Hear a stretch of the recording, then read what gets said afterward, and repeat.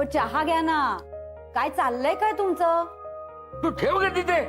कामाच्या वेळेला मध्ये मध्ये घुसू नको ना तू. हो बाजूला चल बाजूला. अहो दिवसाची सुरुवात अशी वैतागून का करता?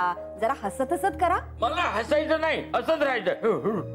हा, चल, बाजूला हो. काय काय चाललंय काय तुमचं पण? काय चाललंय म्हणजे काय? एक वस्तू जागेवर सापडत नाही. ती जागेवर सापडायला आधी नीट जागेवर ठेवावी लागते ना. हे बरं आहे तुझं. म्हणजे मदत करायची राहायला बाजूला, वर मला बोलायचं काहीतरी. बस काय शोधताय काय? अगं माझे डोळे सापडत नाहीयेत. काय? अगं चष्मा चष्मा हरवलाय, तो सापडत नाहीये. कुठे ठेवला होता म्हणजे नक्की जागा सापडत नाहीये मला. काल तुम्ही जय बरोबर बाहेर जाऊन आलात ना, त्यानंतर तुम्ही पुस्तक वाचत होतात. हा. मग पुन्हा इथे आलात, त्यावेळी डोळ्यावर होता का चष्मा? पुस्तक वाचून झाल्यावर कुठे ठेवलात? मुळात पुस्तक कुठे ठेवलंय? का बुकमार्क म्हणून पुस्तकातच ठेवलाय? उगाच काहीतरी बोलू नकोस. बुकमार्क म्हणून चष्मा कसा ठेवून मी? झालं शोधायला मदत नाही, पण कन्फ्युजन मात्र वाढवशील. मागच्या वेळी घड्याळ ठेवलं होतं पुस्तकात.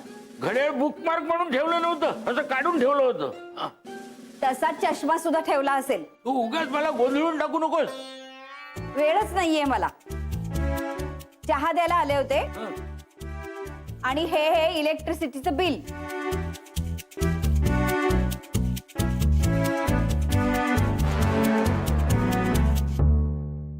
चष्मा मिळाल्यावर वाचा, नाहीतर मी वाचून दाखवू का?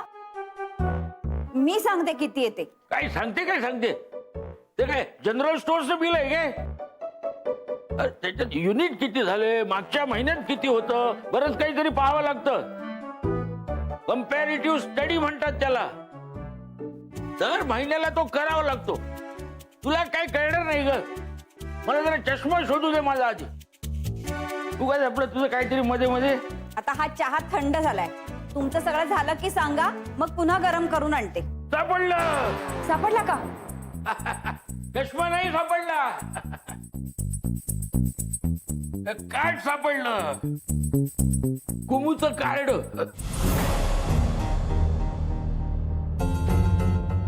चला चष्मा नाही तर कार्ड तरी सापडलं. वाचायला चष्मा हवा होता, परत शोधायला पाहिजे.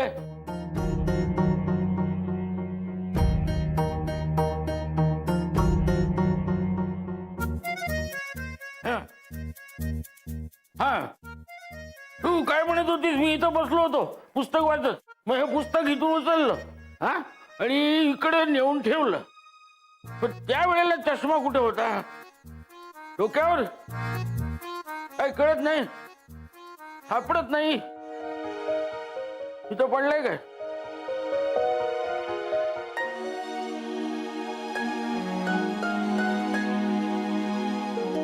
काका काय झालं? कुठं काय झालंय? विचार करतोय. कसला विचार करताय? चष्म्याचा. अरे कुठे ठेवला ते विसरलो. अहो मग काका सापडेल ना, घरातच असेल कुठेतरी. हो पण तो आत्ता सापडायला हवा, कारण मला हे वाचायचंय. हे काय? कुमुदिनीचं कार्ड.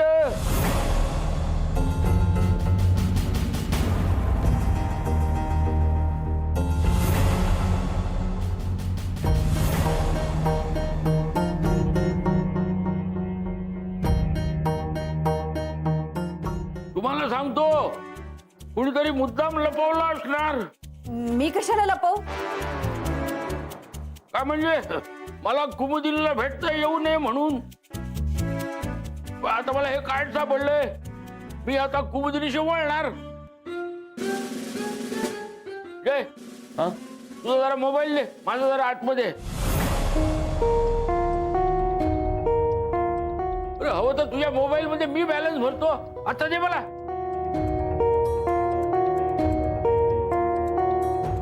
अहो आत्ताच बोलायला हवाय का फोनवर? तू जरा थांब ग. अदिती, माझ्या मोबाईल मध्ये आऊंचा नंबर सेव्ह आहे.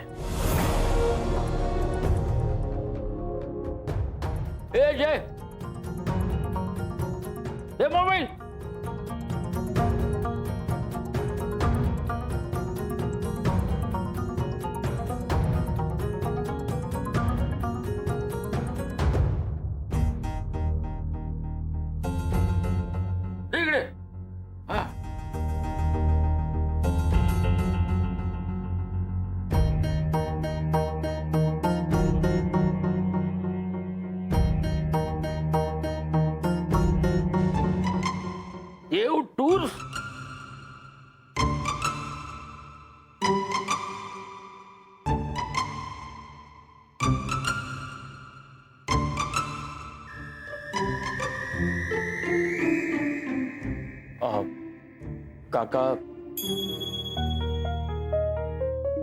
ऍक्च्युली ते थांब जय, मी सांगते त्यांना. अहो ते कार्ड हा कळलं मला.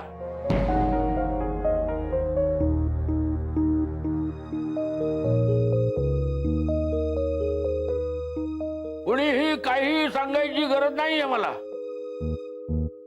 काय माझा उत्साह क्षणिक होता. अरे हे कार्ड तुमच्या कंपनीचं आहे, देव टूर्स.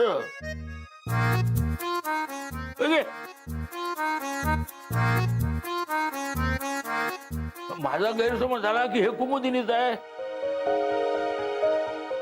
असंच होत कार्ड. माझा सगळा उत्साह निघून गेला. पण मी शोधणार ते कार्ड. मला माहिती आहे लपून ठेवला असणार कोणीतरी. काय ते चष्मा नसला की असा प्रॉब्लेम होतो. जाऊ दे आता, काय अण्णांशी गप्पा मारतो. तुला आनंद झाला असेल ना कार्ड कुमुदिनीचं नाही म्हणून.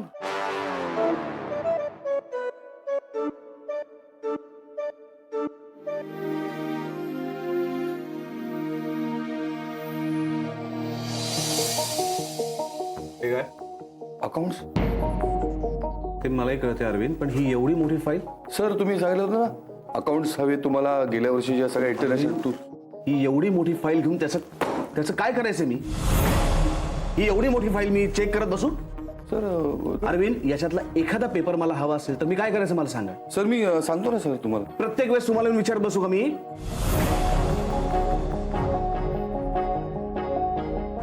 अरविंद, असं समजा मला प्रवासात गाडीमध्ये जाता जाता या सगळ्या फाईल्स चेक करायच्या, तेव्हा मी काय करायचंय? सर ही फाईल राहील गाडीमध्ये.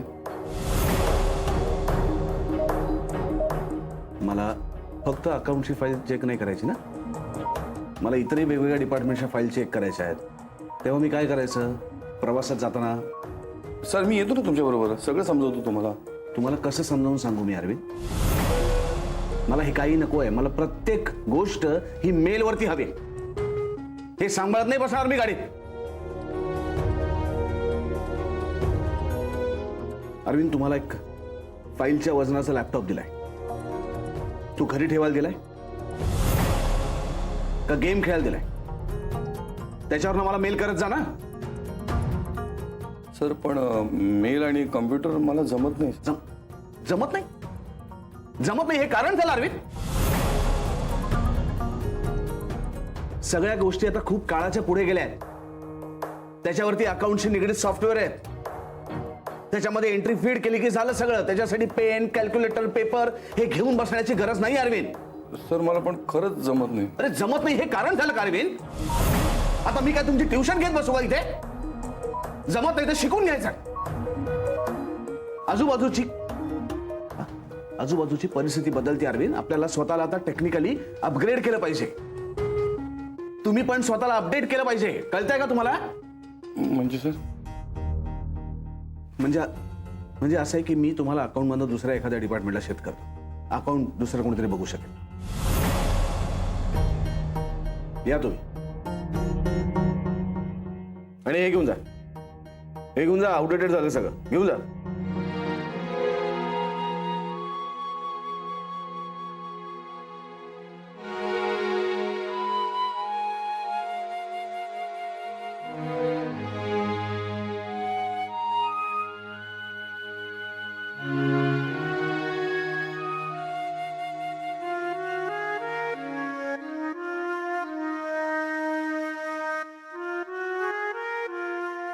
मागे एकदा मुलीने निबंध लिहिला होता, कम्प्युटर एक वरदान. खूप कौतुक केलं ते मी. आता हे पुन्हा स्वतःशीच बडबडायला लागले वाटतं. परमेश्वरा,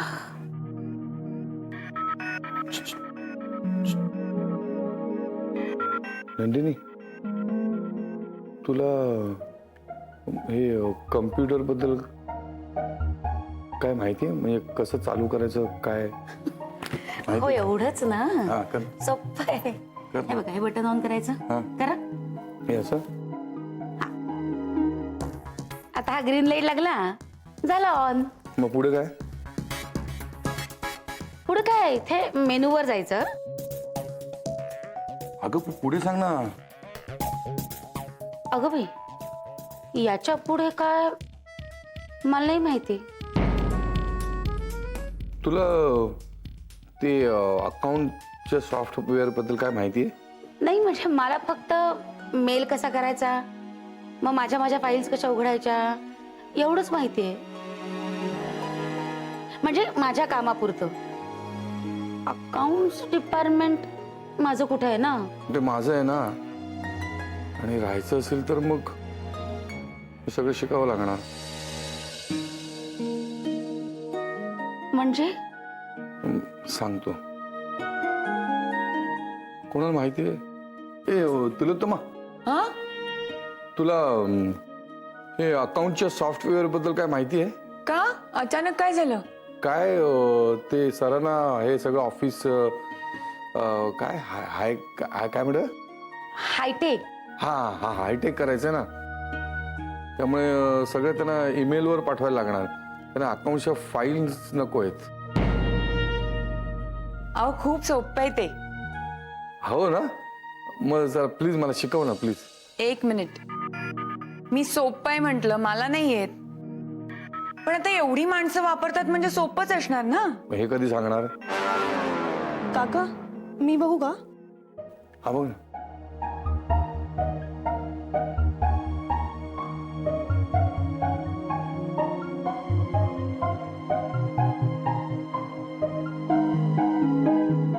सॉरी काका या सॉफ्टवेअर मधलं काहीच कळत नाहीये. जय काका हळूहळू जमेल. अरे हळूहळू इथे वेळ कोणाला आहे?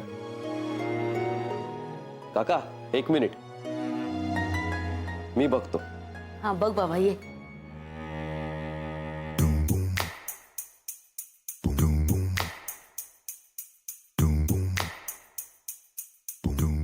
अरे हळू कर ना मला काहीच कळत नाही.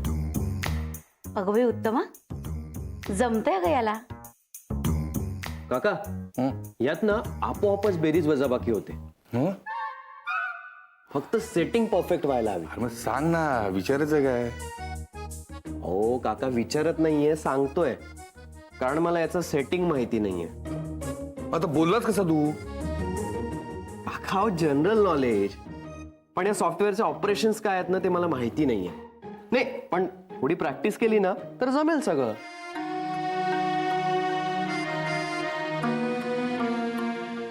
आदिती तुला हे अकाउंटच्या सॉफ्टवेअर बद्दल काय माहिती आहे?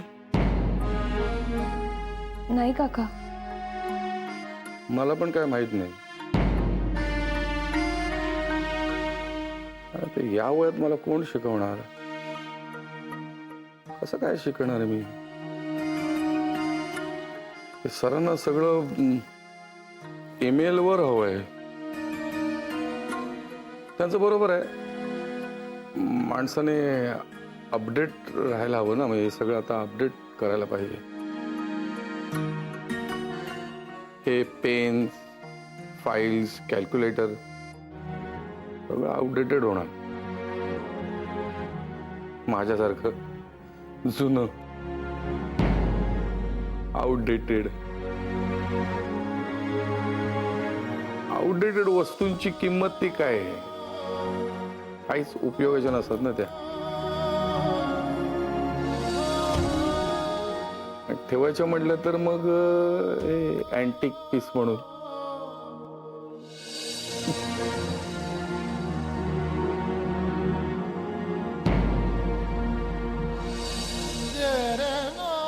सरांनी मला ना कामावरून काढून नाही टाकलं. मला म्हणाले की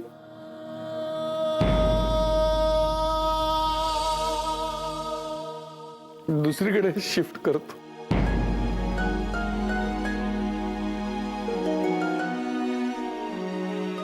नंदिनी, मी तुला म्हटलं नव्हतं की या खुर्चीवर कोणतरी वेगळं माणूस येणार म्हणून. येईल नक्की. म्हणजे तशी ही खुर्ची रिकामी नाही राहणार.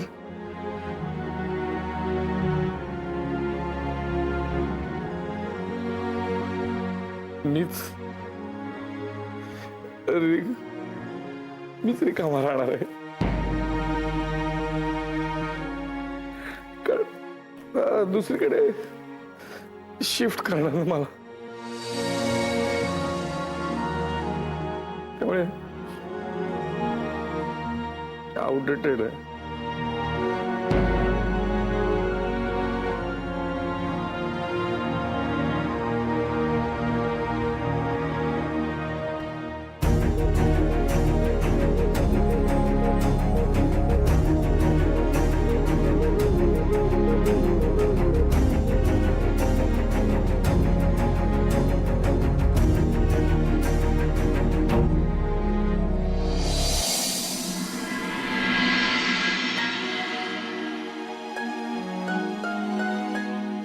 तू सुद्धा अरविंद काकांचाच विचार करतोय? सरांच्या केबिन मधून बाहेर पडल्यापासून फक्त टेन्शन मध्ये आहे. साहजिकच आहे रे. एकीकडे सगळं छान होतंय, सगळं हायटेक होतंय, आणि दुसरीकडे इतकी वर्ष प्रामाणिकपणे काम करून सुद्धा आता नोकरीची काहीच गॅरंटी नाही. त्यात 2 मुलांची जबाबदारी. अरविंद काकांना असं कधीच पाहिलं नाही रे. खूप काळजी वाटतेय मला त्यांची. या सगळ्यावर काहीतरी पर्याय असेलच ना. ते म्हणाले ना, सरांनी सांगितलंय त्यांना दुसरीकडे शिफ्ट करतो म्हणून. जय, आपल्याला त्यांच्याशिवाय करमेल का रे?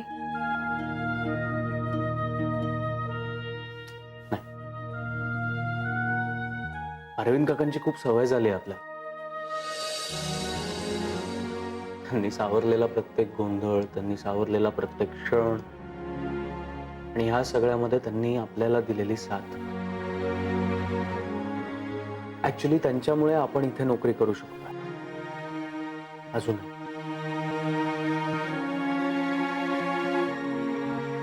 आणि आज अरविंद काकांच्याच नोकरीचा प्रश्न समोर उभा आहे.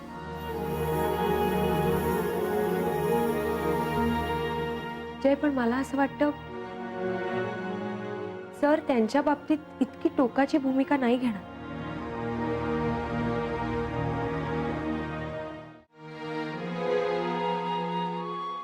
अविनाश, हे काय ऐकते मी? काय? तू अरविंदचं काम काढून घेतलंस? काढून नाही घेतलं, शिफ्ट केलं दुसऱ्या डिपार्टमेंट.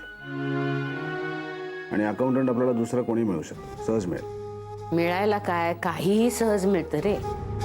पण जी माणसं इतकी वर्ष आपल्या बरोबर आहेत त्यांना सोबत घेऊन पुढे जाणं महत्वाचं नाहीये? नाही, मलाही आवडलं असं. पण जे काही होतंय त्याला मी एकटा जबाबदार नाहीये. आपली स्वतःची प्रोग्रेस करणं हे प्रत्येकाच्या हातात आहे. अविनाश, अरविंद आपले जुने एम्प्लॉई आहेत, अत्यंत प्रामाणिक, इतकी वर्ष अकाउंट्स बघतायत ते. कधी एका पैशाची तक्रार नाही आपली. आणि तरीही त्यांना तू. मी त्यांना नोकरीवरनं काढलेलं नाही आहे. मी त्यांना फक्त दुसऱ्या डिपार्टमेंटला शिफ्ट करतो, आणि तसं मी त्यांना सांगितलंय. पण त्यांना त्यांच्या पोस्टवरनं बाजूला करणंच मला आवडलेलं नाहीये. अहो प्लीज, हे बघ, माणुसकी दाखवून व्यवसाय नाही करताय. भावनांना बाजूला ठेवावं लागतं, प्रॅक्टिकल राहावं लागतं, आणि प्रसंगी कठोर निर्णय घ्यावे लागतात. आणि हे सगळे निर्णय घेत असताना माझ्याबद्दल कोण काय विचार करतो यांनी मला काहीही फरक पडत नाही. कधी कधी एखादी गोष्ट पटत नसली तरी सुद्धा ती करावी लागते. तेच तर मी तुला सांगण्याचा प्रयत्न करते. पटत नसलेल्या गोष्टी करायच्या, मनाविरुद्ध निर्णय घ्यायचे, आणि त्याला प्रॅक्टिकल असं लेबल लावायचं. सगळ्या भावना बाजूला ठेवून कठोरपणे वागायचं. हे सगळं करताना आपण हळूहळू आपण आपलं खरं वागणं विसरतो अविनाश. अहो, मला एक सांग, तू अतिशय प्रॅक्टिकल वागतोस, कठोरपणे वागतोस, नेहमी गंभीर असतोस. मुळात तू तसा आहेस का? अरे आनंदी राहणं, हसणं विसरलायस तू. मला सांग, हसता येतं का तुला? मी असू शकतो.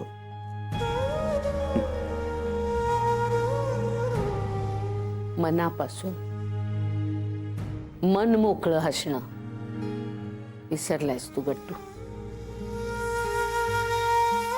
आणि त्याचा कदाचित बिझनेसवर काही परिणाम होणार नाही, पण तुझ्यावर नक्की परिणाम होतोय.